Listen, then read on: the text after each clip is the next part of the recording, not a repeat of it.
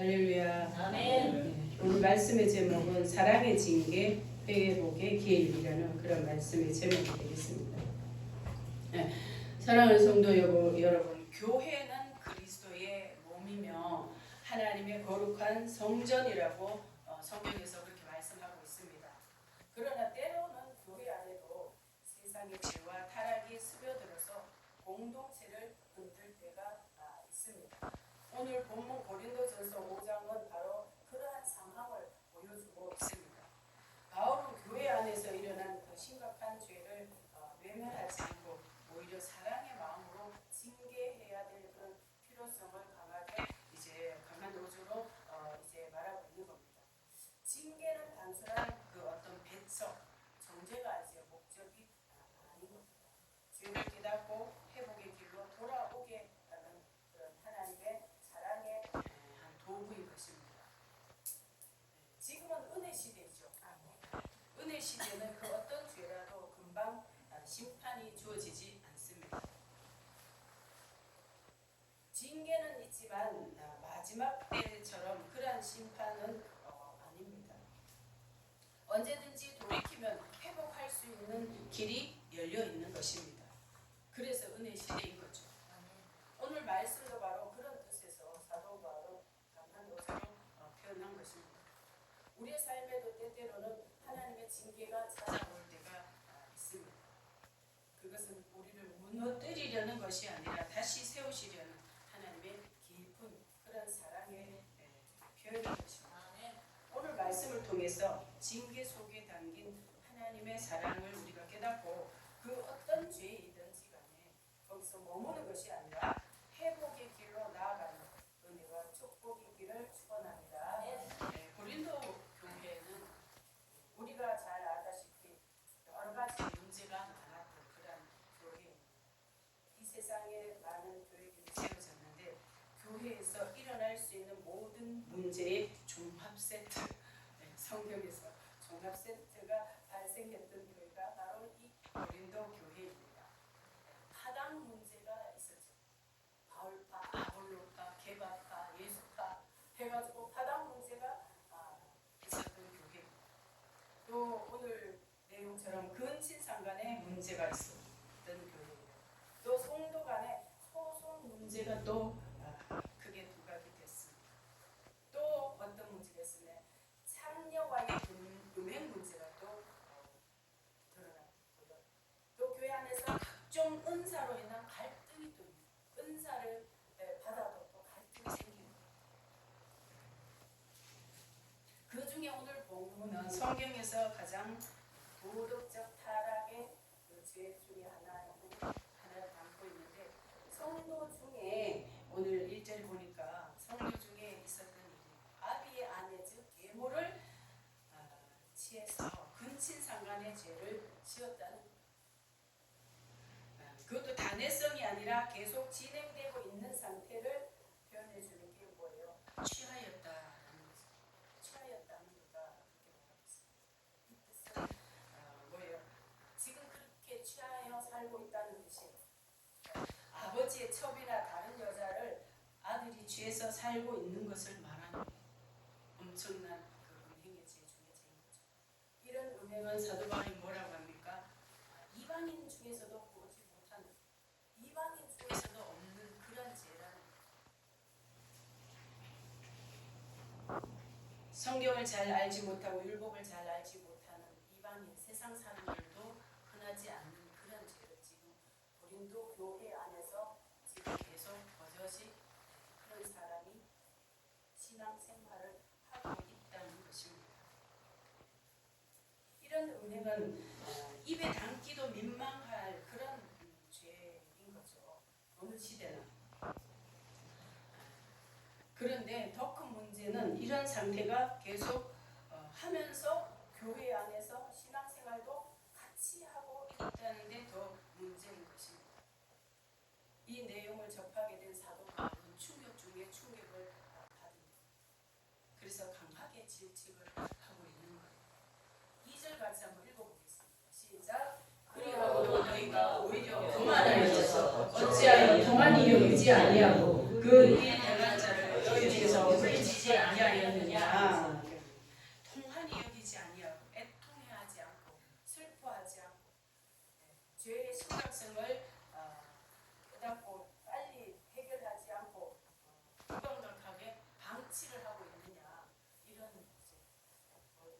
것으로 말하고 있는 것입니다.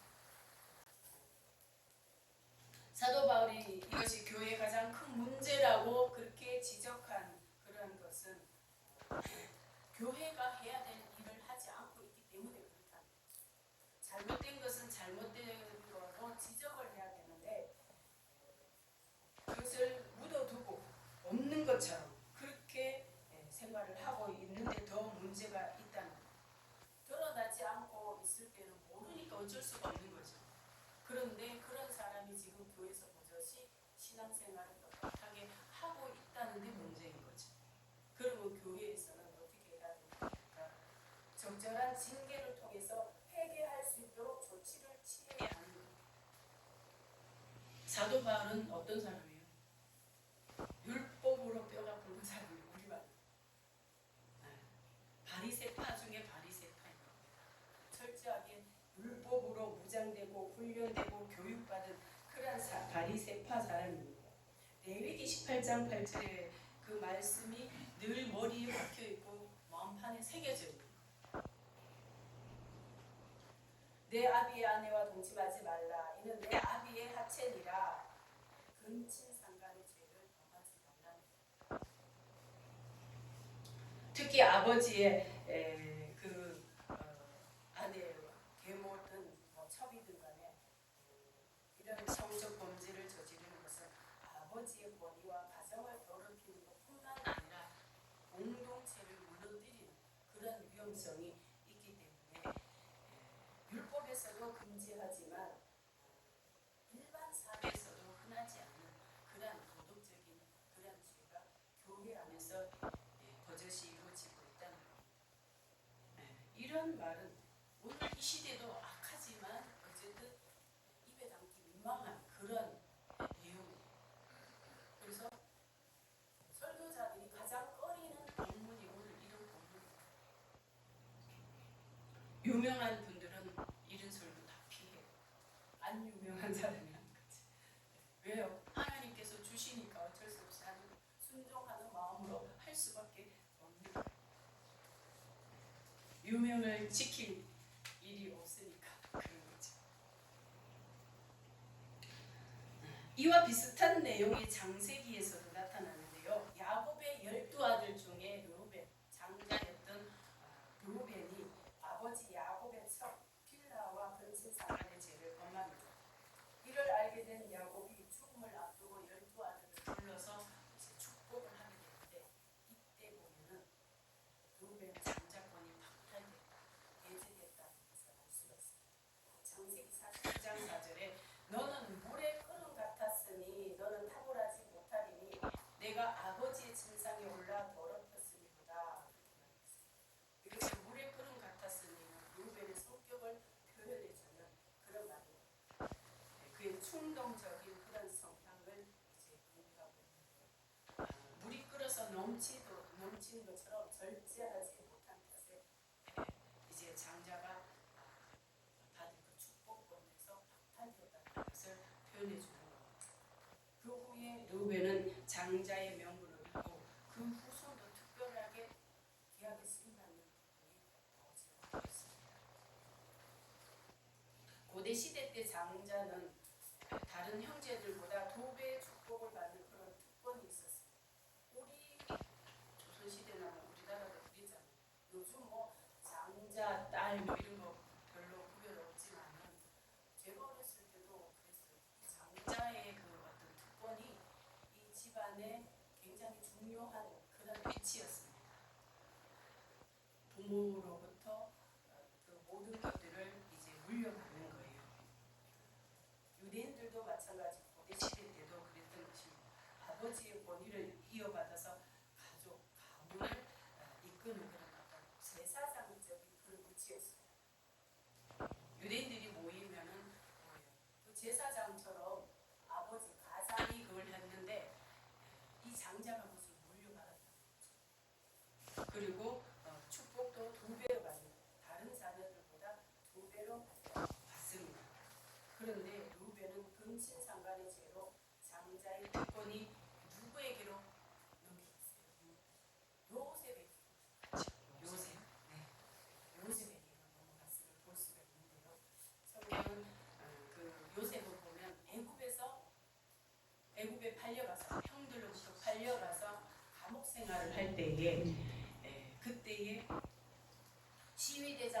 보디발의 아내 집에서 이제 그 감옥생활 하기 전에 종으로 있을 때에 이제 유혹이 왔던 겁니다. 종은 그 당시에 종은 뭐예요? 인권 보장이 안 되는 거예요. 종은 주인의 재산의 일부였어요. 무슨 알고는 있고 주권이 있는 그런 상태, 그런 위치가 아니었습니다. 이 보디발의 아내는 그것을 이용을 해서 그 권위를 이용을 해서 이 요셉을 이제 유혹을 했던 거죠. 그런데 이때 요셉은 어떻게 대항했습니까? 내가 어찌 하나님 앞에 득죄하리요? 하나님 앞에서 내가 어떻게 죄를 지으리요? 하며 단호하게 성적 유혹을 물리쳤던 겁니다. 그 후에 요셉은 어떻게 됐습니까? 가나안 지역의 전체 기근이 들었을 때에 그 가문을 살리는 거예요. 그 가족을 살리는 거예요. 거기서 건져내게 되는 거예요. 애굽에 그 당시 애굽에는 굉장한 강력이 있어요. 그런데 거기에 총리로 세워지게 됩니다. 그리고 자기 가문을 아버지의 그 가문을 그 기근에서 건져내게 되고요. 또 12형제 중에 바로 이제 애굽의 총리로 세워져서 그 12형제 중에 가장 탁월하게 그렇게 쓰임받는 요셉이 되는 겁니다. 장자가 받을 축복 2배로 받죠. 장자가 받을 복을 2배로 받습니다. 그 아들 누가 있습니까? 므낫세가 에브라임 통해서 한 분깃을 받아야 되는데 한 지파 요셉 지파 한 분깃을 받아야 되는데 두 아들이 두 지파가 되는 거예요. 그래서 두 지파의 분깃을 받아요. 무엇을 하든지 두 지파의 분깃을 자녀들이 받게 되는 겁니다. 땅도 마찬가지. 가나안에 들어가서 땅 분배받을 때도 마찬가지인 겁니다. 그래서 요셉에게 그것이 돌아갔다는 것을 알 수가 있는 겁니다. 여러분, 우리가 신앙생활 잘하면요, 우리 자신뿐만 아니라 자녀들이 복을 빈다는 것을 믿으시기를 바랍니다. 저는 여러분의 자녀들이 각절의 축복을 받게 되시기를 축원합니다. 오늘 본문에서 사도 바울은 다른 서신에서 볼 수 없는 강한 어조로 계속 사용을 하고 있습니다. 2절 우리가 아까 강력하게 말하는 걸 들어봤는데 13절도 한번 읽어보겠습니다. 13절 시작. 외인들은 하나님이 판단하시려니와 이 악한 사람은 너희 중에서 내어 쫓으라. 내어 쫓으라라고 표현하고 왜 물리치지 않았느냐 이렇게 또 표현을 하고 내쫓으라는 그런 표현을 많이 하고 있는 겁니다. 이 본문이 이제 내쫓으라는 것은 그냥 뭐 완전히 이렇게 멸망을 전제하는 그런 게 아니에요. 이 본문을 근거로 해서 교회 헌법에 보면 건징이라는 게 있습니다. 건징이라는 게 있는데 이 치리할 때에 그렇게 하는 거예요. 오늘 본문에서처럼 근친상간과 같은 그런 죄가 교회 안에서 드러났을 때는 교회는 회의를 통해서 일정 기간 동안 그 사람 공동체 생활에서 배제시키는 거예요. 어떤 일정 기간 동안 나오지 않고 회개할 수 있는 그런 기회를 가지게 하는 겁니다. 예배는 물론이고 수찬에 참여를 하지 못하게 하는 거예요. 우리 성찬 예식 때에 그 내용 들어보셨나요? 자기 죄가 드러났을 때, 기억이 났을 때는 수찬에 참여하지 말라고 하잖아요. 먼저 공포를 하잖아요. 이 죄는 본인만 아는 거지 누가 알겠어요? 본인만 깨닫는 거죠. 그럴 때는 수찬에 참여를 하면 또 그 죄를 먹고 마시는 게 되니까 수찬에 참여하지 마라 이렇게 공포를 하고 이제 성찬 예식을 하게 되는 겁니다. 그래서 이런 권징이 있어서 과거에 또 그런 일이 우리 한국 교회도 그런 일이 많이 있었다고요. 그런데 이 권징을 통해서 정말 회개하고 돌아오면 그러면 어떻게 됩니까? 이전에처럼 똑같이 회개하고 받아줘야 되는 그런 의무도 교회에 있는 거예요. 그러니까 어떤 죄에 대한 징벌이 목적이 아니라 사랑으로 다시 받아줘야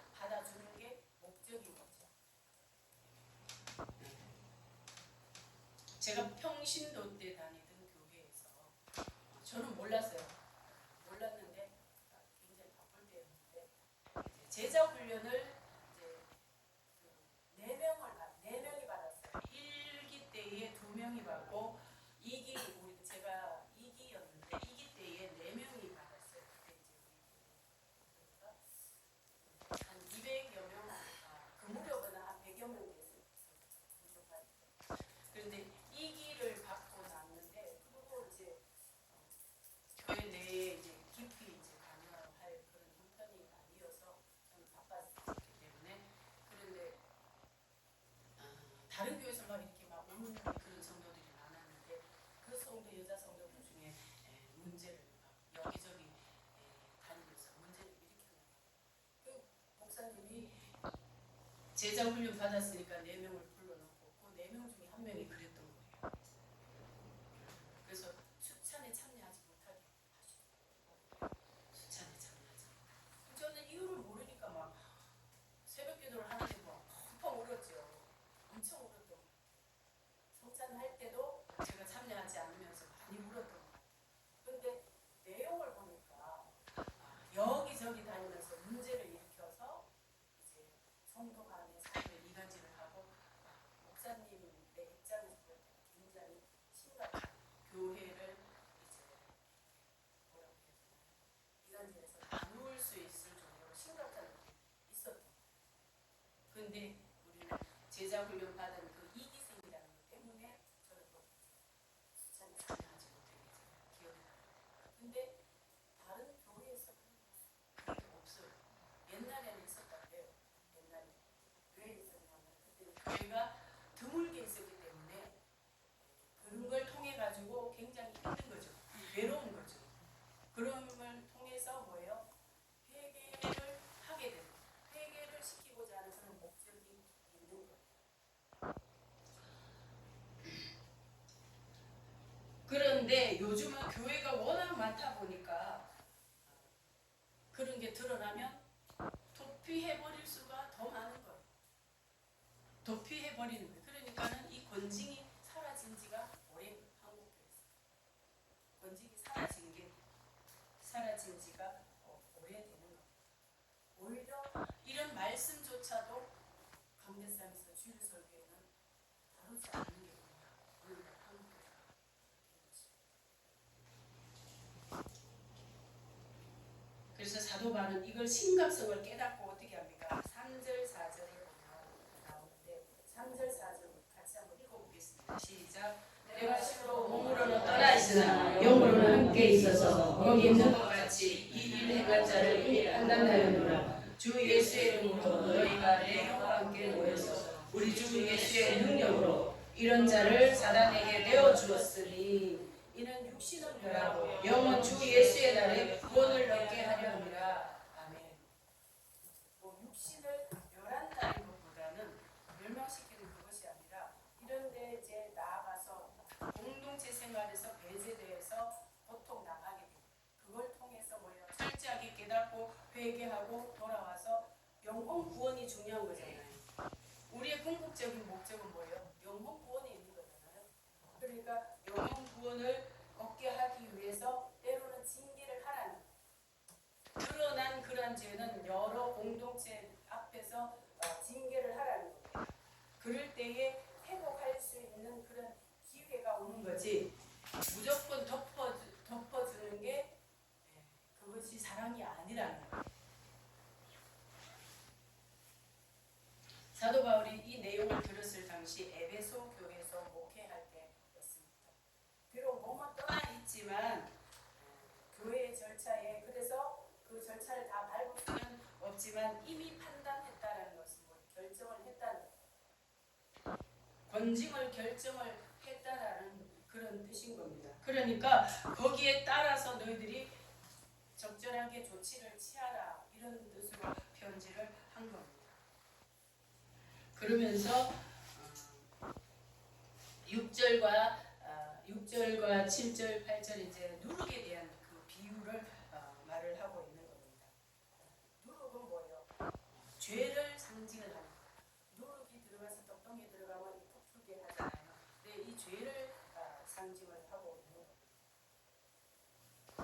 어떻게 보면 사도 바울이 이렇게 강력한 어조를 하는 거 보면 이 바리새파의 기질도 많이 나타나고 사도 바울의 성격도 그쪽 같은 우리 말이죠. 굉장히 강한 그런 성격이라는 것을 알 수가 있어요. 그가 그 유대 교회에 있을 때에 예수 믿는 사람들, 예수님을 만나기 이전에 예수 믿는 사람들 잡아서 목에 내주고 죽이고 할 때에 가장 앞장섰던 사람이잖아요. 그 성격이 지금 여기도 나타나고 있는 걸 볼 수가 있는 겁니다. 그래서 이제 판결을 먼저 자신이 내리는 이거는 아닌 건 아니다. 아니니까 내가 결정을 했으니까 고린도 교회에 그 지시를 내리는 거랑 마찬가지. 편지를 통해서 지시를 내리는 것입니다.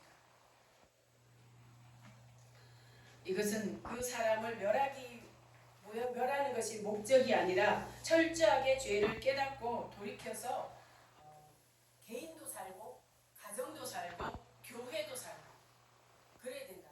거기에 목적이 있는 거예요.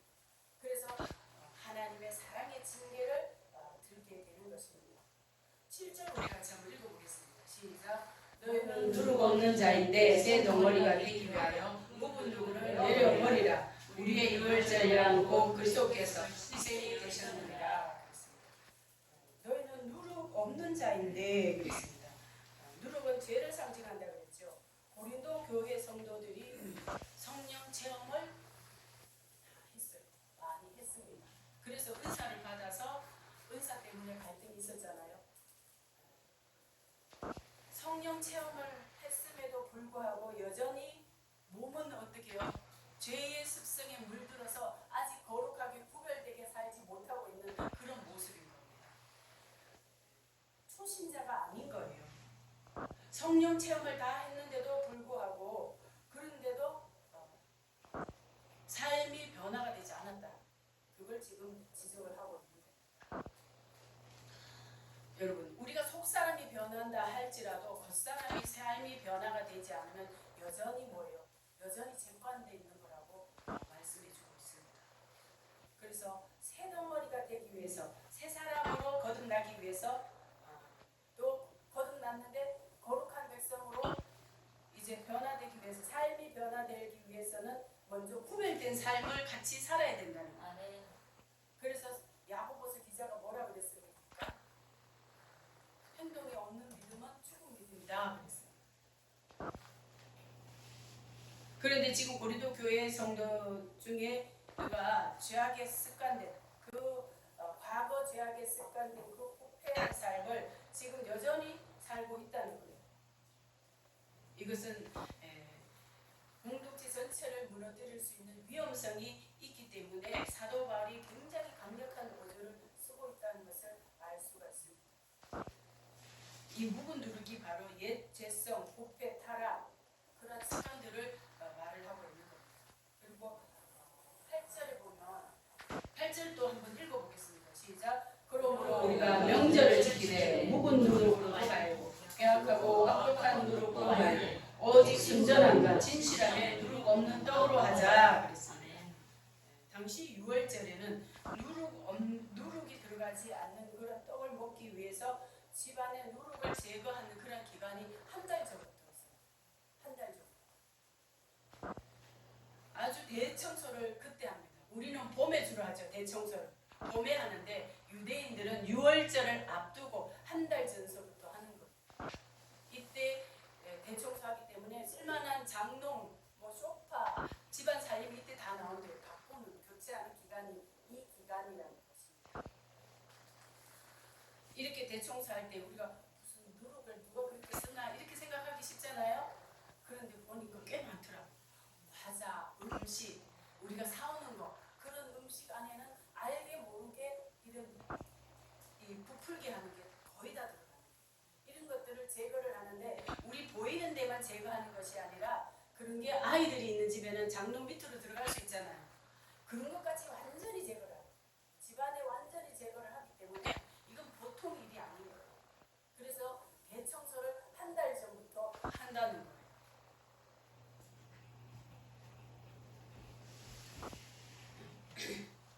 그래서 오늘 사도 바울은 뭐예요? 깨끗하게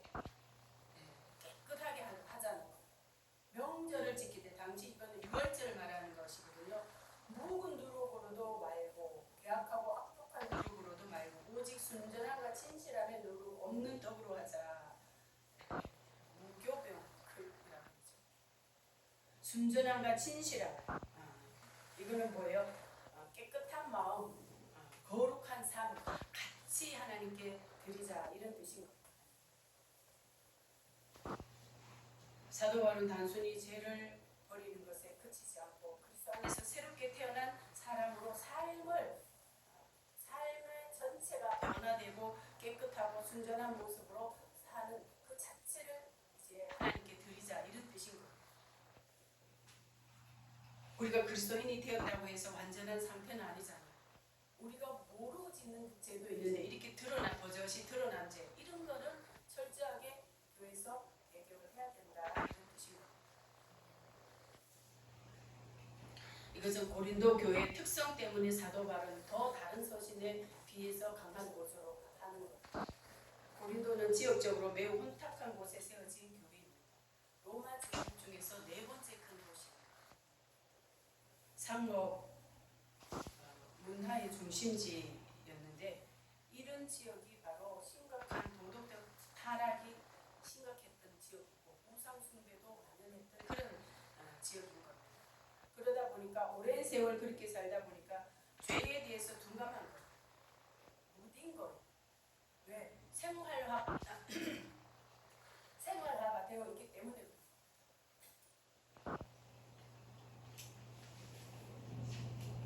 우리나라 사람들 한국 교회 하나님을 만났지만 집안에서 뭐가 이루어지고 있죠? 제사 문제가 다 이루어지고 있잖아요. 그런 거랑 어쩌면 비슷한 거예요. 워낙 그렇게 삶이 그렇게 살아왔기 때문에 그게 하나님이 보실 때 죄가 되는지 하나님이 그렇게 싫어하시는지 거기에 대한 심각성이 없는 거예요. 이 고린도 교회도 마찬가지였던 거죠. 그래서 오늘 이 주보에 올리다 보니까 오늘 말씀하고 많이 연관성이 있네. 제가 이제 깨달았습니다. 아침 편지 한번 보세요. 맑은 물에 잉크 한 방울을 떨어뜨리면 금방 검게 번져가지만 흐린 물에 잉크 한 방울을 떨어뜨려도 번져감이 보이지 않는다. 사람의 마음도 그러하다. 마음이 맑을 때는 금방 잘못을 느끼게 되지만 마음이 탁해져 버리면 잘못을 하고도 알지 못한다. 이 유진아 씨가 그리스도인 크리스찬이더라고요. 고린도 교회의 그 주변, 그 이전에 워낙 혼탁한 지역에 사람들이 습관으로 살아왔던 그 습관이 교회에 와서 변화가 돼도 삶은 여전히 과거의 삶을 살고 있는 그런 모습을 지금 사도 바울이 지적을 하면서 누룩 없는 떡으로 하자. 깨끗한 모습으로 우리가 유월절 제사를 드리자. 왜요? 유월절에 예수님은 우리를 위해서 십자가를 지시고 피 흘려 돌아가셨잖아요.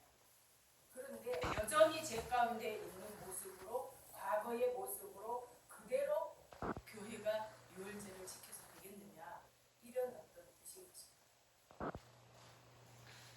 무조건 덮어주는 게 사랑이 아닌 겁니다.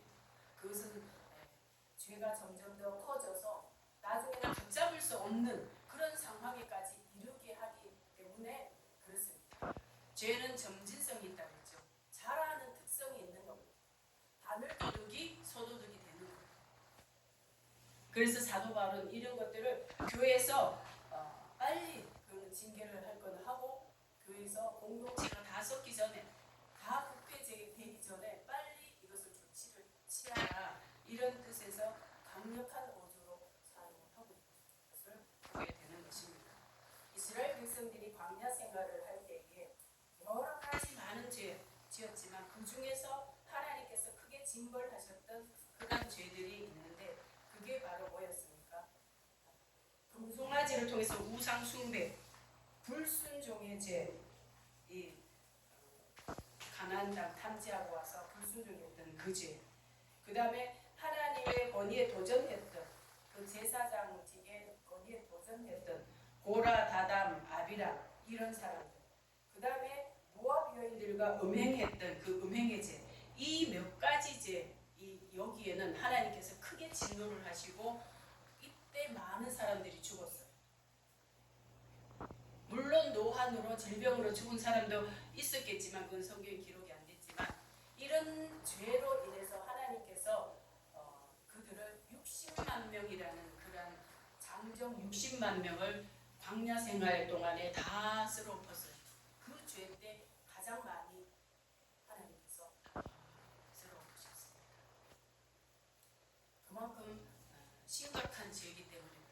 영적으로 육적으로 다 심각한 죄는 하나님께서 굉장히 징벌을 하시는 그런 모습을 보게 되는 것입니다.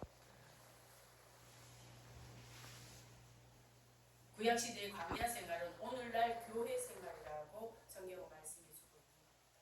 이 교회 생활도 마찬가지죠. 은혜 시대이기는 하지만 이 교회 생활에서도 하나님께서 직접 해주시고 하지 마라 한 거는 하지 않는 게 좋습니다. 계속 하다가는 뭐예요? 계속 하다가는 징계를 받게 되고 또 나중에는 결국에는 심판을 받을 수밖에 없는 데까지 가게 되는데 그것을 이전에 막기 위해서 하나님께서는 말씀을 통해서 깨달음을 주시고 또 크고 작은 징계를 통해서 회개할 수 있는 기회를 주시는 것입니다. 그래서 오늘 말씀의 제목처럼 하나님께서는 징계하시는 그것이 사랑의 회복을 원해서 그런 겁니다. 다시 하나님께로 돌아오고 하나님과의 관계가 회복되고 가정이 건강하게 세워지고 교회 공동체가 건강하게 세워지기를 원해서 사랑으로 징계하시는 자가 있다는 것입니다. 저와 여러분이 누룩 없는 새덩어리입니다. 이 새덩어리가 잘 유지되기 위해서는 우리의 삶이 받쳐져야